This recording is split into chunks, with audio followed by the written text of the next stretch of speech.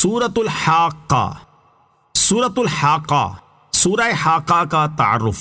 مقام نزول، سورہ حاقہ مکہ مکرمہ میں نازل ہوئی ہے۔ رکوع اور آیات کی تعداد، اس سورت میں 2 رکوع اور 52 آیتیں ہیں۔ حاقہ نام رکھنے کی وجہ، حاقہ قیامت کے ناموں میں سے ایک نام ہے اور اس کا معنی ہے یقینی طور پر واقع ہونے والی، اور چونکہ اس سورت کو اسی نام کے سوال کے ساتھ شروع کیا گیا ہے اس لیے اسے سورہ حاقہ کہتے ہیں۔ سورہ حاقہ کے مضامین، اس سورت کا مرکزی مضمون یہ ہے کہ اس میں قیامت کی ہولناکیاں بیان کی گئیں اور یہ بتایا گیا کہ قرآن مجید اللہ تعالیٰ کا کلام ہے اور نبی کریم علیہ الصلوۃ والسلام کفار کے تمام الزامات سے بری ہیں۔ نیز اس صورت میں یہ مضامین بیان کیے گئے ہیں۔ نمبر 1، اس صورت کی ابتدا میں بتایا گیا کہ قیامت کا واقع ہونا یقینی اور قطعی ہے اور اس کی دہشت، ہولناکی اور شدت کا کوئی اندازہ نہیں لگا سکتا۔ نمبر 2، کفار مکہ کو نصیحت کرنے کے لیے قوم عاد اور قوم ثمود کا دردناک انجام بیان کیا گیا اور یہ بتایا گیا کہ وہ دیگر جرائم کے علاوہ دلوں کو دہلا دینے والی قیامت کو بھی جھٹلاتے تھے۔ نیز فرعون اور اس سے پہلے الٹنے والی بستیوں کا ذکر کیا گیا کہ اللہ تعالیٰ کے رسولوں کو جھٹلانے کی وجہ سے اللہ تعالیٰ نے انہیں زیادہ سخت گرفت سے پکڑ لیا۔ نمبر 3، یہ بتایا گیا کہ جو لوگ حضرت نوح علیہ الصلوۃ والسلام پر ایمان لائے انہیں اللہ تعالیٰ نے کشتی میں سوار کر کے طوفان کے عذاب سے بچا لیا اور نسل انسانی کو باقی رکھا۔ نمبر 4، قیامت کی چند ہولناکیاں بیان کی گئیں اور سعادت مندوں اور بدبختوں کا حال بیان کیا گیا۔ نمبر 5، اللہ تعالیٰ نے قسم کھا کر بتایا کہ قرآن مجید اللہ تعالیٰ کی وحی ہے، کسی شاعر کا کلام یا کاہن کا قول نہیں ہے۔ نمبر 6، اس صورت کے آخر میں دلیل کے ساتھ بیان کیا گیا کہ حضور پرنور علیہ الصلوۃ والسلام سچے رسول ہیں۔ سورہ قلم کے ساتھ مناسبت، سورہ حاقہ کی اپنے سے ماقبل سورت قلم کے ساتھ ایک مناسبت یہ ہے کہ سورہ قلم میں قیامت کا ذکر اجمالی طور پر ہوا اور سورہ حاقہ میں قیامت کے بارے میں تفصیل سے بیان کیا گیا ہے۔ دوسری مناسبت یہ ہے کہ سورہ قلم میں قرآن مجید کو جھٹلانے والے ہر شخص کے بارے میں وعید بیان ہوئی اور سورہ حاقہ میں کفار مکہ کو تنبیہ اور نصیحت کرنے کے لیے ان امتوں کے احوال بیان کیے گئے جو اپنے رسولوں کو جھٹلانے کی پاداش میں دردناک عذاب میں مبتلا ہوئیں۔ بسم اللہ الرحمن الرحیم۔ ترجمہ، اللہ کے نام سے شروع جو نہایت مہربان رحمت والا ہے۔ الحاقہ، ما الحاقہ وما ادراک ما الحاقہ۔ ترجمہ، یقینی طور پر واقع ہونے والی، یقینی طور پر واقع ہونے والی کیا ہے اور تمہیں کیا معلوم کہ وہ یقینی طور پر واقع ہونے والی کیا ہے؟ الحاقہ، یقینی طور پر واقع ہونے والی، اس سے مراد قیامت ہے کیونکہ قیامت کا آنا درست اور ثابت ہے، اس کے آنے میں کوئی شک نہیں بلکہ اس کا واقع ہونا یقینی اور قطعی ہے، اور اس میں وہ چیزیں ثابت ہو جائیں گی جن کا دنیا میں انکار کیا جاتا ہے، جیسے مرنے کے بعد اٹھایا جانا، حساب اور جزا وغیرہ۔ ملحاقہ، یقینی طور پر واقع ہونے والی کیا ہے؟ یہ سوال قیامت کی عظمت اور بڑائی بیان کرنے کے طور پر ہے اور اس سے مراد یہ ہے کہ قیامت انتہائی عجیب اور عظیم الشان ہے۔ وما ادراک، اور تمہیں کیا معلوم، یعنی تم قیامت کی حقیقت کو نہیں جانتے کیونکہ تم نے اس کا مشاہدہ نہیں کیا اور نہ ہی اس میں موجود ہولناکیوں کو دیکھا ہے، اور اس کی دہشت، ہولناکی اور شدت ایسی ہے کہ انسان کسی طرح اس کا اندازہ نہیں لگا سکتا اور نہ ہی کسی کی سوچ اس تک رسائی حاصل کر سکتی ہے۔ علامہ اسماعیل حقی رحمۃ اللہ تعالی علیہ فرماتے ہیں، یہاں یہ احتمال ہے کہ یہ بات دوسروں کو سنانے کے لیے نبی کریم صلی اللہ تعالی علیہ وسلم سے کہی گئی ہو۔ کذبت ثمود وعاد بالقاریہ فأما ثمود فأهلكوا بالطاغیہ وأما عاد فأهلكوا بريح صرصر عاتیہ۔ ترجمہ، ثمود اور عاد نے دلوں کو دہلا دینے والی کو جھٹلایا تو قوم ثمود کے لوگ تو حد سے گزری ہوئی چنگاڑ سے ہلاک کیے گئے اور عاد کے لوگ تو وہ نہایت سخت گرجتی آندھی سے ہلاک کیے گئے۔ کذبت ثمود وعاد، ثمود اور عاد نے جھٹلایا۔ اس سے پہلی آیت میں قیامت کی ہولناکی اور شدت کو بیان کیا گیا اور یہاں سے سابقہ امتوں میں سے ان لوگوں کا انجام بیان کیا گیا جنہوں نے قیامت کو جھٹلایا تاکہ کفار مکہ ان سے نصیحت حاصل کریں اور قیامت کو جھٹلانے والوں کا انجام دیکھ کر ڈریں۔ چنانچہ اس آیت اور اس کے بعد والی 2 آیات کا خلاصہ یہ ہے کہ حضرت صالح علیہ الصلوۃ والسلام کی قوم سمود نے اور حضرت ہود علیہ الصلوۃ والسلام کی قوم عاد نے طرح طرح کی دہشتوں اور ہولناکیوں سے دلوں کو دہلا دینے والی قیامت کو جھٹلایا تو دیگر جرائم کے ساتھ ساتھ اس جرم کی وجہ سے بھی قوم سمود کے لوگ تو شدت میں حد سے گزری ہوئی چنگھاڑ یعنی سخت ہولناک آواز سے ہلاک کر دیے گئے، اور عاد کے لوگ انتہائی سخت گرجتی آندھی سے ہلاک کر دیے گئے، اور وہ لوگ اپنی طاقت اور قوت کے باوجود بھی اس آندھی کو روک نہ سکے۔ سخرها عليهم 7 ليال و8 أيام حسوما فترى القوم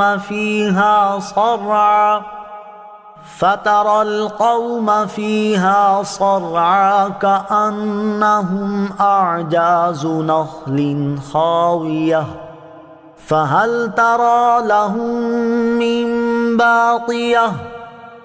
ترجمہ: اللہ نے وہ آندھی ان پر لگاتار 7 راتیں اور 8 دن پوری قوت کے ساتھ مسلط کر دی، تو تم ان لوگوں کو ان دنوں اور راتوں میں یوں پچھاڑے ہوئے دیکھتے گویا کہ وہ گری ہوئی کھجوروں کے سوکھے تنے ہیں، تو کیا تم ان میں کسی کو بچا ہوا دیکھتے ہو؟ سخرها علیہم 7 لیال و8 ایام حسوما،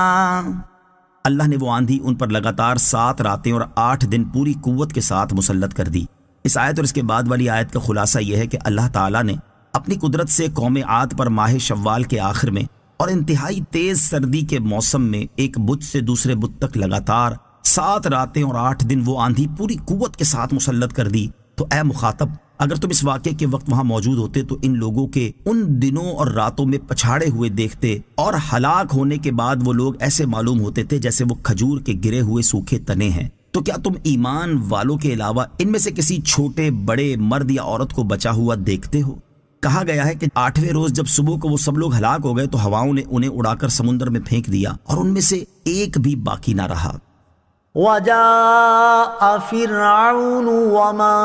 قبله والمؤتفكات بالخاطئة فعصوا رسول ربهم فأخذهم أخذة رابية۔ ترجمہ: اور فرعون اور اس سے پہلے والے اور الٹنے والی بستیوں نے خطاؤں کا ارتکاب کیا تو انہوں نے اپنے رب کے رسول کا حکم نہ مانا تو اللہ نے انہیں زیادہ سخت گرفت سے پکڑ لیا۔ وجاء فرعون ومن قبلہ، اور فرعون اور اس سے پہلے والے لائے۔ اس آیت اور اس کے بعد والی آیت کا خلاصہ یہ ہے کہ فرعون اور اس سے بھی پہلی امتوں کے کفار اور نافرمانیوں کی شامت سے الٹنے والی بستیوں کے لوگ جیسے حضرت لوط علیہ السلام کی قوم کی بستیوں کے لوگ، یہ سب قبیح افعال، گناہوں اور شرک کے مرتکب ہوئے، اور ہر امت نے منع کیے جانے کے باوجود گناہوں سے رکنے میں اپنے اس رسول کی نافرمانی کی جو اللہ تعالیٰ کی جانب سے ان کی طرف بھیجے گئے تھے، تو اللہ تعالیٰ نے ان میں سے ہر قوم کی انتہائی سخت گرفت فرمائی۔ إنا لما طغى الماء حملناكم في الجارية لنجعلها لكم تذكرة وتعيها أذن واعية۔ ترجمہ: بے شک جب پانی نے سر اٹھایا تھا تو ہم نے تمہیں کشتی میں سوار کیا تاکہ اسے تمہارے لیے یادگار بنا دیں اور سن کر یاد رکھنے والے کان اس واقعے کو یاد رکھیں۔ اِنَّا لَمَّا طَغَى الْمَاءُ، بے شک جب پانی نے سر اٹھایا تھا۔ اس آیت اور اس کے بعد والی آیت کا خلاصہ یہ ہے کہ جب حضرت نوح علیہ السلام کی قوم کے کفر اور گناہوں پر قائم رہنے اور قیامت کے احوال کے ساتھ ساتھ دیگر جو احکام حضرت نوح علیہ السلام کی طرف وحی کیے جاتے تھے، ان میں حضرت نوح علیہ السلام کو جھٹلانے کی وجہ سے طوفان نوح کے پانی نے سر اٹھایا اور وہ درختوں، عمارتوں، پہاڑوں اور ہر چیز سے بلند ہو گیا تھا۔ تو اے لوگوں، ہم نے تمہیں اس وقت حضرت نوح علیہ السلام کی کشتی میں سوار کیا جبکہ تم اپنے آبا کی پشتوں میں تھے، تاکہ ہم مومنین کو نجات دینے اور کافروں کے ہلاک فرمانے کو تمہارے لیے یادگار بنا دیں، کہ یہ واقعہ لوگوں کے لیے عبرت و نصیحت کا سبب ہو اور اللہ تعالیٰ کی قدرت و حکمت کے کمال، اس کے قہر کی قوت اور رحمت کی وسعت کی دلیل ہو، اور سن کر یاد رکھنے والے لوگ اس واقعے کی کام کی باتوں کو یاد رکھیں تاکہ ان سے نفع اٹھا سکیں۔ یاد رہے کہ یہاں آبا سے حضرت نوح علیہ السلام کے 3 بیٹے سام، حام اور یافس مراد ہیں، اور سابقہ امتوں کے واقعات بیان کرنے اور ان پر آنے والے عذابات کا ذکر کرنے سے مقصود یہ ہے کہ اس امت کے لوگ رسول اللہ صلی اللہ تعالی علیہ وسلم کی نافرمانی کرنے میں ان لوگوں کی پیروی کرنے سے ڈریں۔ فَإِذَا نُفِخَ فِي الصُّورِ نَفْخَةٌ وَاحِدَةٌ وَحُمِلَتِ الْأَرْضُ وَالْجِبَالُ فَدُكَّتَا دَكَّةً وَاحِدَةً فَيَوْمَئِذٍ وَقَعَتِ الْوَاقِعَةُ ترجمہ: پھر جب سور میں پہلی مرتبہ ایک پھونک ماری جائے گی اور زمین اور پہاڑ اٹھا کر ایک دم چورا چورا کر دیے جائیں گے تو اس دن واقع ہونے والی واقع ہو جائے گی۔ فَإِذَا نُفِخَ فِي الصُّورِ نَفْخَةٌ وَاحِدَةٌ،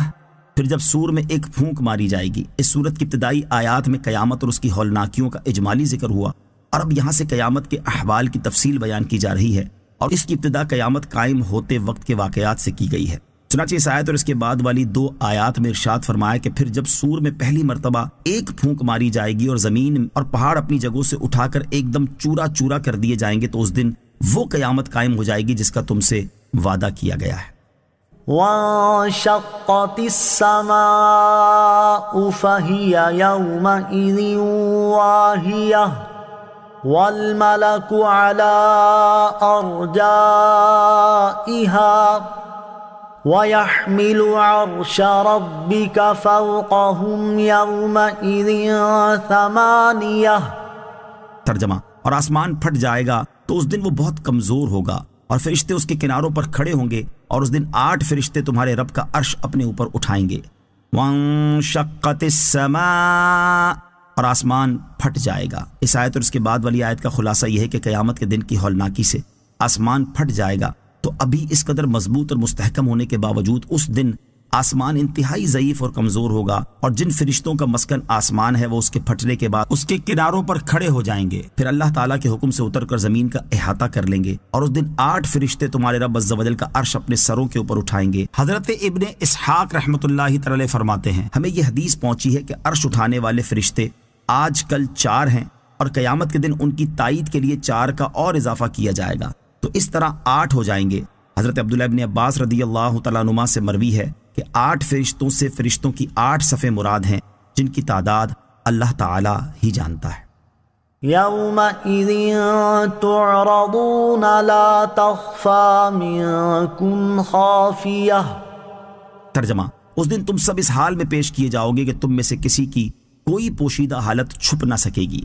يَوْمَئِذٍ تُعْرَضُونَ، اس دن تم سب پیش کیے جاؤ گے۔ اس آیت کا معنی یہ ہے کہ اللہ تعالیٰ تمہارے تمام احوال جانتا ہے، اس پر تمہاری کوئی حالت پوشیدہ نہیں، اور قیامت کے دن تم اسی کی بارگاہ میں حساب کے لیے پیش کیے جاؤ گے۔ بعض مفسرین نے فرمایا کہ اس کا معنی یہ ہے کہ دنیا میں تمہاری جو حالت پوشیدہ تھی قیامت کے دن وہ پوشیدہ نہیں رہے گی، کیونکہ وہ مخلوق کے احوال ظاہر کر دے گی، تو نیک لوگ اپنی نیکیوں کی وجہ سے خوش ہوں گے اور گناہگار اپنے گناہوں کی وجہ سے غمزدہ ہوں گے۔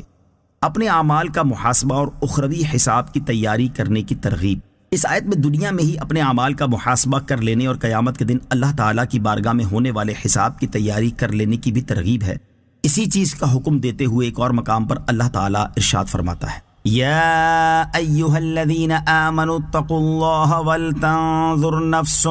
ما قدمت لغد۔ ترجمہ: اے ایمان والو، اللہ سے ڈرو اور ہر جان دیکھے کہ اس نے کل کے لیے آگے کیا بھیجا ہے۔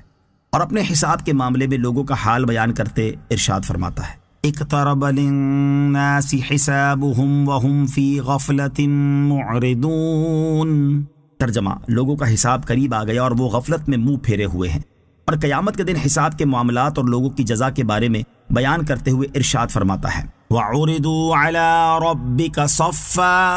لَقَدْ جِئْتُمُونَا كَمَا خَلَقْنَاكُمْ أَوَّلَ مَرَّةٍ بل زعمتم أن لن نجعل لكم موعدا ووضع الكتاب فترى المجرمين مشفقين مما فيه ويقولون يا ويلتنا ما لهذا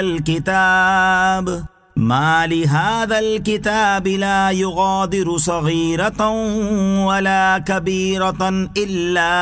أحصاها وَوَجَدُوا مَا عَمِلُوا حَاضِرًا وَلَا يَظْلِمُ رَبُّكَ أَحَدًا۔ ترجمہ: اور سب تمہارے رب کی بارگاہ میں صفے باندھے پیش کیے جائیں گے، بے شک تم ہمارے پاس ویسے ہی آئے جیسے ہم نے تمہیں پہلی بار پیدا کیا تھا، بلکہ تمہارا گمان تھا کہ ہم ہرگز تمہارے لیے کوئی وعدے کا وقت نہ رکھیں گے، اور نامہ اعمال رکھا جائے گا تو تم مجرموں کو دیکھو گے کہ اس میں جو لکھا ہوا ہوگا اس سے ڈر رہے ہوں گے، اور کہیں گے ہائے ہماری خرابی، اس نامہ اعمال کو کیا ہے کہ اس نے ہر چھوٹے اور بڑے گناہ کو گھیرا ہوا ہے، اور لوگ اپنے تمام اعمال کو اپنے سامنے موجود پائیں گے، اور تمہارا رب کسی پر ظلم نہیں کرے گا۔ اور ارشاد فرمایا، وَكُلَّ إِنسَانٍ أَلْزَمْنَاهُ طَائِرَهُ فِي عُنُقِهِ وَنُخْرِجُ لَهُ يَوْمَ الْقِيَامَةِ كِتَابًا يَلْقَاهُ مَنشُورًا اقْرَأْ كِتَابَكَ كَفَى بِنَفْسِكَ الْيَوْمَ عَلَيْكَ حَسِيبًا مَنِ اهْتَدَى فَإِنَّمَا يَهْتَدِي لِنَفْسِهِ وَمَنْ ضَلَّ فَإِنَّمَا يَضِلُّ عَلَيْهَا۔ ترجمہ، اور ہر انسان کی قسمت ہم نے اس کے گلے میں لگا دی ہے، اور ہم اس کے لیے قیامت کے دن ایک نامہ اعمال نکالیں گے جسے وہ کھلا ہوا پائے گا۔ فرمایا جائے گا کہ اپنا نامہ اعمال پڑھ، آج اپنے متعلق حساب کرنے کے لیے تو خود ہی کافی ہے۔ جس نے ہدایت پائی اس نے اپنے فائدے کے لیے ہی ہدایت پائی، اور جو گمراہ ہوا تو اپنے نقصان کو ہی گمراہ ہوا۔ اور ارشاد فرمایا للذین استجابوا لربهم الحسنى والذین لم يستجیبوا له لو ان لهم ما في الارض جميعا ومثله معه لافتدوا به اولئک لهم سوء الحساب ومأواهم جہنم وبئس المہاد۔ ترجمہ، جن لوگوں نے اپنے رب کا حکم مانا انہی کے لیے بھلائی ہے، اور جنہوں نے اس کا حکم نہ مانا ان کا حال یہ ہوگا کہ اگر زمین میں جو کچھ ہے اور اس جیسا اور اس کے ساتھ ہوتا تو اپنی جان چھڑانے کو دے دیتے۔ ان کے لیے برا حساب ہوگا اور ان کا ٹھکانہ جہنم ہے، اور وہ کیا ہی برا ٹھکانہ ہے۔ اور حضرت عمر بن خطاب رضی اللہ تعالیٰ عنہ نے ایک مرتبہ اپنے خطبے میں ارشاد فرمایا، اے لوگو، تم حساب کیے جانے سے پہلے اپنے آپ کا محاسبہ کر لو، اور اعمال کا وزن کیے جانے سے پہلے اپنے آپ کے اعمال کا وزن کر لو، اور اس دن کی بڑی پیشی کی تیاری کر لو جس دن تم سب اللہ کی بارگاہ میں اس حال میں پیش کیے جاؤ گے کہ تم میں سے کسی کی کوئی پوشیدہ حالت چھپ نہ سکے گی۔ اللہ تعالیٰ ہمیں اپنے اعمال کا محاسبہ کرنے اور آخرت میں ہونے والے حساب کی ابھی سے تیاری کرنے کی توفیق عطا فرمائے، آمین۔ فَأَمَّا مَنْ أُوتِيَ كِتَابَهُ بِيَمِينِهِ فَيَقُولُ هَاؤُمُ اقْرَءُوا كِتَابِيَهْ إِنِّي ظَنَنتُ أَنِّي مُلَاقٍ حِسَابِيَهْ۔ ترجمہ، تو بہرحال جسے اس کا نامہ اعمال اس کے دائیں ہاتھ میں دیا جائے گا تو وہ کہے گا، لو میرا نامہ اعمال پڑھ لو، بے شک مجھے یقین تھا کہ میں اپنے حساب کو ملنے والا ہوں۔ فَأَمَّا مَنْ أُوتِيَ كِتَابَهُ بِيَمِينِهِ، تو بہرحال جسے اس کا نامہ اعمال اس کے دائیں ہاتھ میں دیا جائے گا۔ یہاں سے پیشی کے وقت لوگوں کے احوال کی تفصیل بیان کی جا رہی ہے، چنانچہ اس آیت اور اس کے بعد والی آیت کا خلاصہ یہ ہے کہ جب اللہ تعالیٰ کی بارگاہ میں پیشی کے وقت اعمال نامے تقسیم ہوں گے تو جسے اس کا نامہ اعمال دائیں ہاتھ میں دیا جائے گا تو وہ یہ سمجھ لے گا کہ وہ نجات پانے والوں میں سے ہے، اور وہ انتہائی فرحت و سرور کے ساتھ اپنی جماعت، اپنے اہل خانہ اور قرابت داروں سے کہے گا کہ لو میرے نامہ اعمال کو پڑھ لو، مجھے دنیا میں یقین تھا کہ آخرت میں مجھ سے حساب لیا جائے گا، اسی لیے میں نے اس کی تیاری کر لی تھی اور حساب دینے سے پہلے اپنا محاسبہ خود کر لیا تھا۔ فَهُوَ فِي عِيشَةٍ رَاضِيَةٍ فِي جَنَّةٍ عَالِيَةٍ قُطُوفُهَا دَانِيَةٌ كُلُوا وَاشْرَبُوا هَنِيئًا بِمَا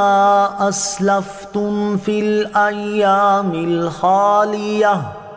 ترجمہ، تو وہ پسندیدہ زندگی میں ہوگا، بلند باغ میں اس کے پھل قریب ہوں گے، کہا جائے گا گزرے ہوئے دنوں میں جو تم نے آگے بھیجا اس کے بدلے میں خوشگواری کے ساتھ کھاؤ اور پیو۔ فَهُوَ فِي عِيشَةٍ رَاضِيَةٍ، تو وہ پسندیدہ زندگی میں ہوگا۔ یہاں سے ان لوگوں کا ثواب بیان کیا گیا ہے جنہیں اعمال نامے دائیں ہاتھ میں ملیں گے، چنانچہ اس آیت اور اس کے بعد والی 3 آیات کا خلاصہ یہ ہے کہ جسے دائیں ہاتھ میں اعمال نامہ دیا جائے گا تو وہ عذاب سے محفوظ رہنے اور ثواب ملنے کی وجہ سے بلند باغ میں پسندیدہ زندگی میں ہوگا، اس کے پھل کھانے والے کے قریب ہوں گے کہ کھڑے بیٹھے لیٹے ہر حال میں جیسے چاہے بآسانی لے سکے گا، اور ان سے کہا جائے گا کہ دنیا میں تم نے جو نیک اعمال آخرت کے لیے کیے ان کے بدلے میں خوشگواری کے ساتھ کھاؤ اور پیو۔ نیک سیرت چرواہا حضرت نافع رضی اللہ تعالیٰ عنہ فرماتے ہیں، ایک مرتبہ میں حضرت عبداللہ ابن عمر رضی اللہ تعالیٰ عنہ کے ساتھ مدینہ منورہ کی ایک وادی میں گیا، ہمارے ساتھ کچھ اور لوگ بھی تھے، انہوں نے اپنا دسترخوان لگایا اور سب کھانا کھانے لگے۔ تھوڑی دیر بعد ہمارے قریب سے ایک چرواہا گزرا،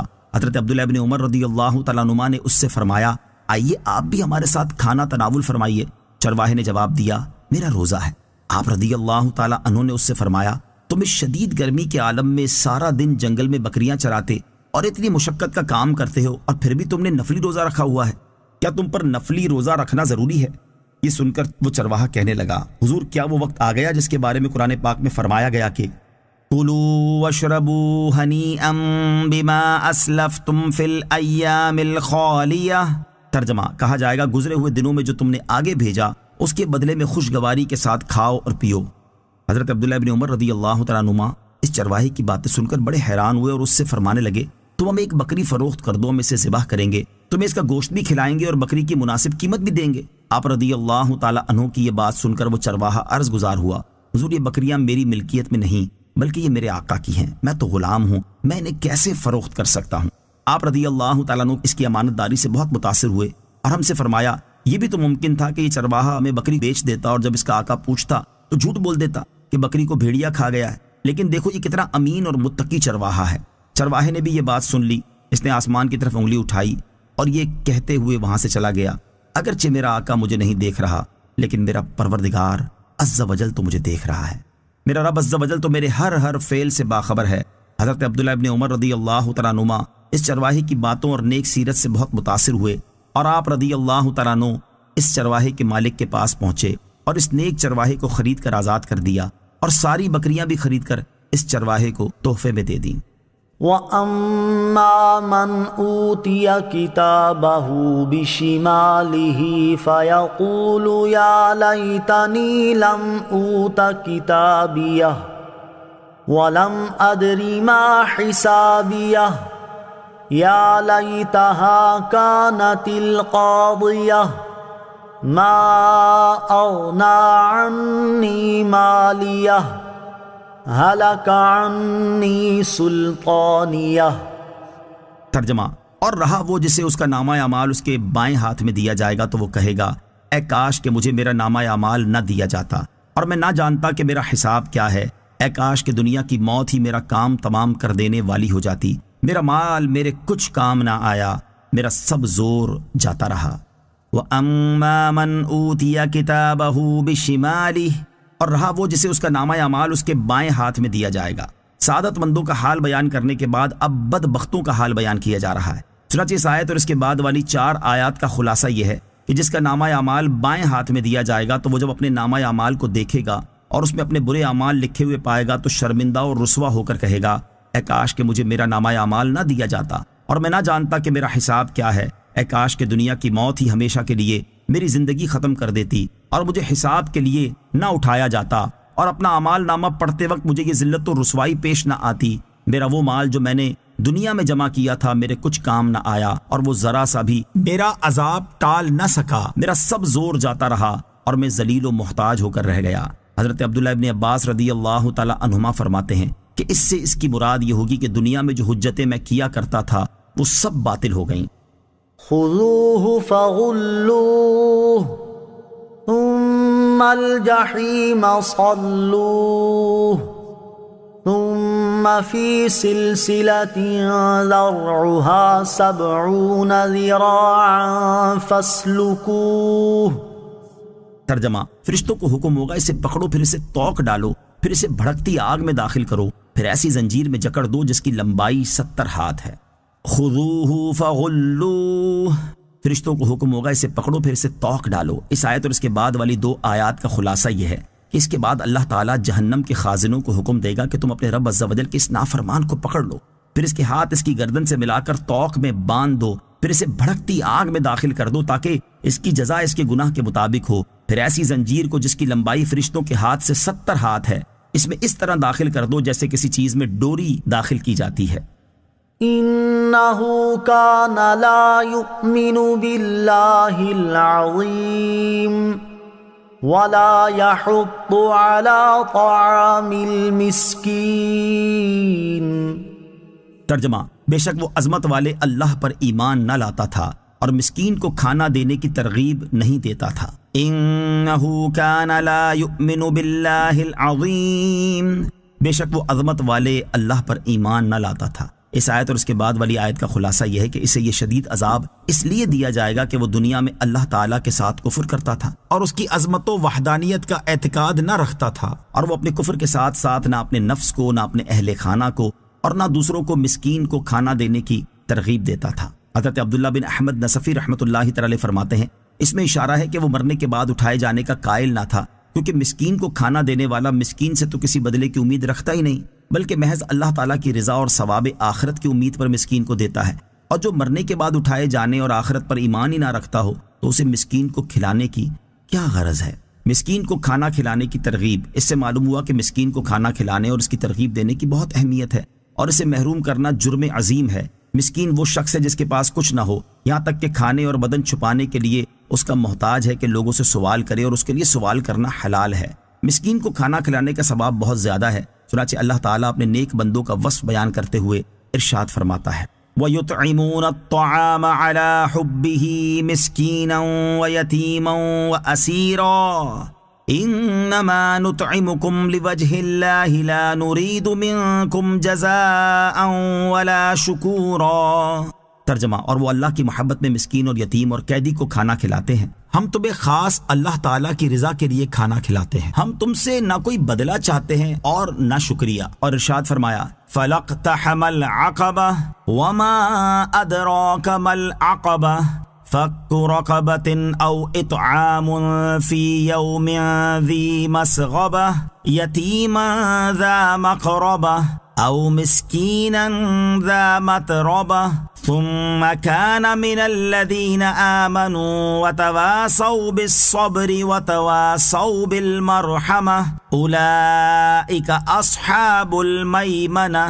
ترجمہ، پھر بغیر سوچے سمجھے کیوں نہ گھاٹی میں کود پڑا، اور تجھے کیا معلوم کہ وہ گھاٹی کیا ہے؟ کسی بندے کی گردن چھڑانا، یا بھوک کے دن میں کھانا دینا رشتہ دار یتیم کو یا خاک نشین مسکین کو، پھر یہ ان میں سے ہو جو ایمان لائے اور انہوں نے آپس میں صبر کی نصیحتیں کی اور آپس میں مہربانی کی تاکیدیں کی، یہی لوگ دائیں طرف والے ہیں۔ اور حضرت ابو ہریرہ رضی اللہ تعالی عنہ سے روایت ہے، رسول کریم صلی اللہ تعالی علیہ وآلہ وسلم نے ارشاد فرمایا، بے شک اللہ تعالیٰ روٹی کے ایک لقمے اور کھجوروں کے ایک خوشے اور ان جیسی مساکین کے لیے نفع بخش چیزوں کی وجہ سے 3 آدمیوں کو جنت میں داخل فرمائے گا۔ نمبر 1، گھر کے مالک کو جس نے صدقے کا حکم دیا۔ نمبر 2، اس کی زوجہ کو جس نے وہ چیز درست کر کے دی۔ نمبر 3، اس خادم کو جس نے مسکین تک وہ صدقہ پہنچایا۔ پھر رسول اللہ صلی اللہ تعالی علیہ وآلہ وسلم نے ارشاد فرمایا، اس اللہ عز و جل کی حمد ہے جو ہمارے خادموں کو بھی نہیں بھولا۔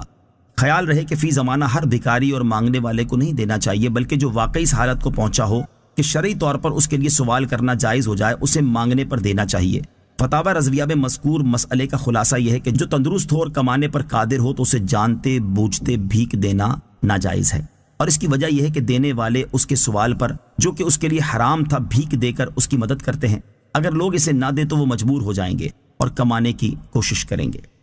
فَلَيْسَ لَهُ الْيَوْمَ هَاهُنَا حَمِيمٌ وَلَا طَعَامٌ إِلَّا مِنْ غِسْلِينٍ لَا يَأْكُلُهُ إِلَّا الْخَاطِئُونَ۔ ترجمہ، تو آج یہاں اس کا کوئی دوست نہیں اور نہ دوزخیوں کے پیپ کے سوا کچھ کھانے کو ہے، اسے خطاکار لوگ ہی کھائیں گے۔ فَلَيْسَ لَهُ الْيَوْمَ هَاهُنَا حَمِيمٌ، تو آج یہاں اس کا کوئی دوست نہیں۔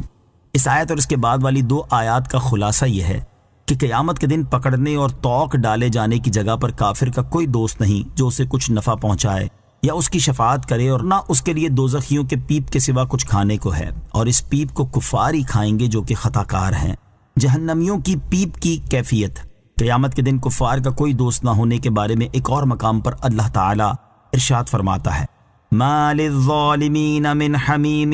وَلَا شَفِيعٍ يُطَاعُ۔ ترجمہ، ظالموں کا نہ کوئی دوست ہوگا اور نہ کوئی سفارشی جس کا کہا مانا جائے۔ اور جہنمیوں کی پیپ کے بارے میں حضرت ابو سعید خدری رضی اللہ تعالی عنہ سے روایت ہے، حضور اقدس صلی اللہ تعالی علیہ وآلہ وسلم نے ارشاد فرمایا، اگر جہنمیوں کی پیپ کا ایک ڈول دنیا میں انڈیل دیا جائے تو وہ پوری دنیا والوں کو بدبودار کر دے۔ فَلَا أُقْسِمُ بِمَا تُبْصِرُونَ وَمَا لَا تُبْصِرُونَ۔ ترجمہ، تو مجھے ان چیزوں کی قسم ہے جنہیں تم دیکھتے ہو اور ان چیزوں کی جنہیں تم نہیں دیکھتے۔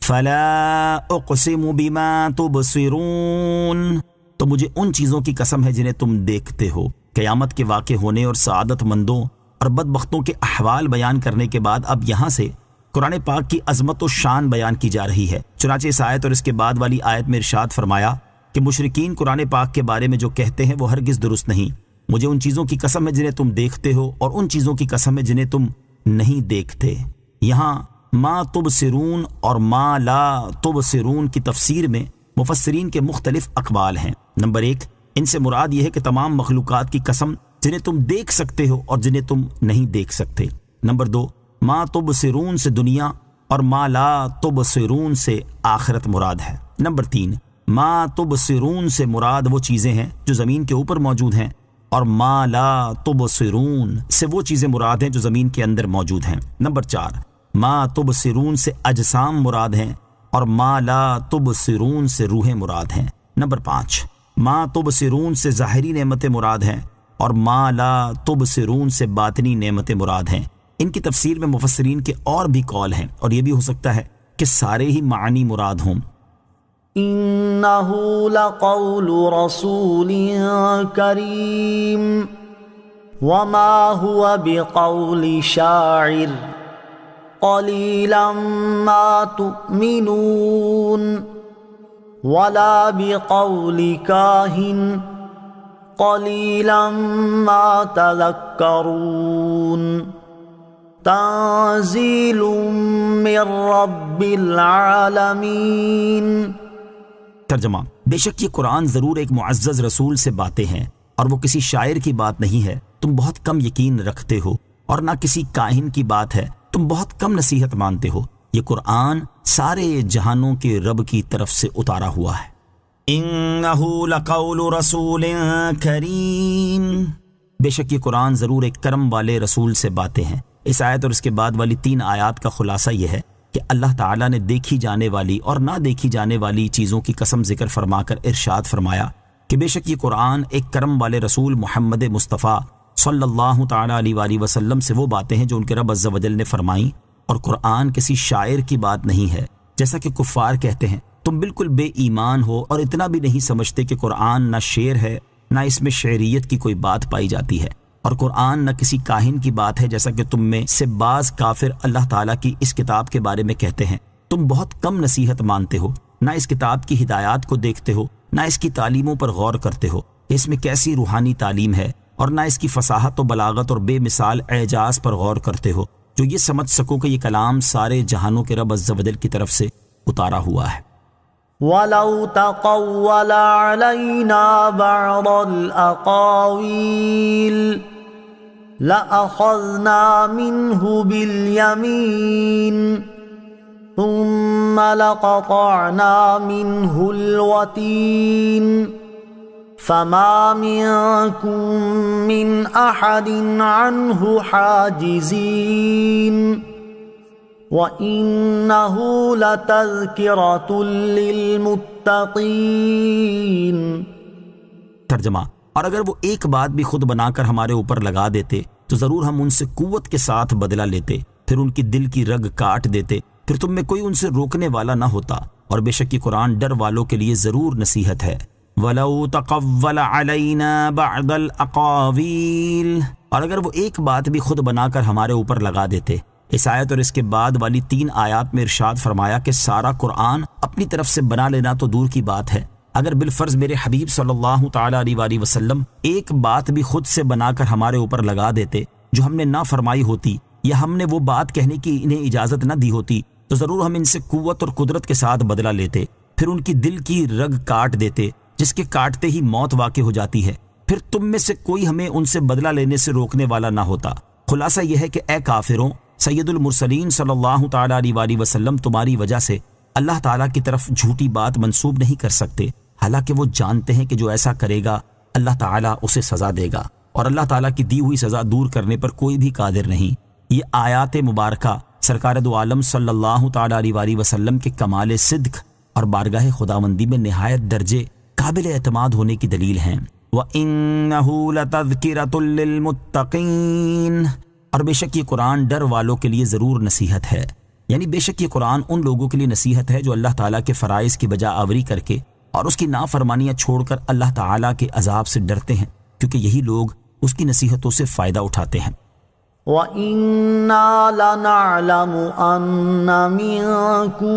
مُّكَذِّبِينَ وَإِنَّهُ لَحَسْرَةٌ عَلَى الْكَافِرِينَ وَإِنَّهُ لَحَقٌّ حق اليقين فسبح باسم ربك العظيم۔ ترجمہ، اور بے شک ضرور ہم جانتے ہیں کہ تم میں سے کچھ جھٹلانے والے ہیں، اور بے شک وہ کافروں پر ضرور حسرت ہے، اور بے شک وہ ضرور یقینی حق ہے، تو اے محبوب تم اپنے عظمت والے رب کے نام کی پاکی بیان کرو۔ وَإِنَّا لَنَعْلَمُ، اور بے شک ضرور ہم جانتے ہیں، یعنی اے لوگوں ضرور ہم جانتے ہیں کہ تم میں سے کچھ لوگ قرآن کو جھٹلاتے ہیں، تو ہم انہیں ان کے جھٹلانے پر سزا دیں گے۔ وَإِنَّهُ لَحَسْرَةٌ عَلَى الْكَافِرِينَ، اور بے شک وہ کافروں پر ضرور حسرت ہے، یعنی بے شک وہ قرآن کافروں پر حسرت کا سبب ہوگا کہ جب وہ قیامت کے دن قرآن پر ایمان لانے والوں کا ثواب اور اس کا انکار کرنے والوں اور جھٹلانے والوں کا عذاب دیکھیں گے تو اپنے ایمان نہ لانے پر افسوس کریں گے اور حسرت و ندامت میں گرفتار ہوں گے۔ وَإِنَّهُ لَحَقُّ الْيَقِينِ، اور بے شک وہ ضرور یقینی حق ہے۔ اس آیت کی ایک تفسیر یہ ہے کہ بے شک قیامت کے دن کفار کی ندامت یقینی حق ہے۔ دوسری تفسیر یہ ہے کہ بے شک قرآن کا اللہ تعالیٰ کی طرف سے ہونا یقینی حق ہے۔ تیسری تفسیر یہ ہے کہ بے شک قرآن یقینی حق ہے کہ اس میں شک و شبے کی کوئی گنجائش ہی نہیں۔ فَسَبِّحْ بِاسْمِ رَبِّكَ الْعَظِيمِ، تو اے محبوب تم اپنے عظمت والے رب کے نام کی پاکی بیان کرو۔ ارشاد فرمایا کہ اے حبیب صلی اللہ تعالیٰ علیہ وسلم، آپ اپنے عظمت والے رب عز و جل کی ہر طرح کے نقص و عیب سے پاکی بیان کریں اور اس کا شکر ادا کریں کہ اس نے تمہاری طرف اپنے اس جلیل کلام کی وحی فرمائی۔ آمنت باللہ صدق اللہ العظیم۔